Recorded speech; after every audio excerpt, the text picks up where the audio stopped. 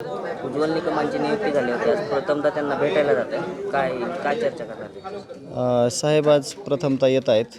बीड न्यायालयात आजची सुनावणी आहे आणि या केस संदर्भात जे काय आजचे महत्त्वाचे विषय आहेत ते मांडणार आहेत आणि आजची सुनावणी त्यांच्या उपस्थितीमध्ये पार पडणार आहे. आपण काय चर्चा करणार आहोत? हीच केस संदर्भातली चर्चा त्यांच्यासोबत होईल. सुरक्षेच्या कारणामुळे ते देखील होईल का नाही असं म्हणजे निश्चित सांगता येत नाही. त्यांनी आम्हाला भेटीसाठी वेळ दिलेला आहे. त्या भेटीत आम्ही सविस्तर बोलणार आहोत. तरी देखील आज जर व्यवस्थित भेट झाली तर बोलण्याचा प्रयत्न करू. सरकारशी आत्तापर्यंत आपण जेवढ्या मागण्या मांडल्या होत्या त्यातील किती मागण्या आपल्या अद्यापर्यंत पूर्ण आहेत? काही मागण्या मान्य झालेल्या आहेत, काही प्रोसेसमध्ये आहेत. परंतु या सर्व ज्या मागण्या आहेत त्या आम्ही पूर्ण केल्याशिवाय थांबणार नाहीत आणि त्यांना पण तसा शब्द दिलेला आहे.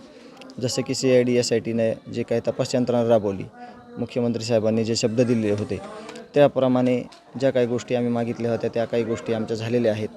परंतु आम्ही अजून जे काही याच्यामध्ये ज्या त्रुटी आहेत किंवा जे काही तपास आहे किंवा जे काही तपासी अधिकारी आहेत त्या संदर्भात एक चर्चा करून पुढील जो काही कारवाई आहे ती आम्ही करून घेणार आहोत. पण सरकारकडे काही मागण्या केल्या होत्या त्या काही मागण्या पूर्ण झाल्या? या संदर्भात येत्या 2 दिवसात आज सुनावणी आहे 28 तारखेला आम्ही याविषयी सगळी गावकरी चर्चा करून आम्हाला याच्यामध्ये त्यांच्याकडून स्पष्टीकरण पाहिजे आहे की या संदर्भात कुठल्या दिशेनं काय वाटचाल चालू आहे, कृष्ण आंधळे हा फरार आरोपी कुठं आहे आणि किती दिवसात आणि कधी जेरबंद होईल या संदर्भात आम्ही SP साहेबांशी चर्चा करणार आहोत.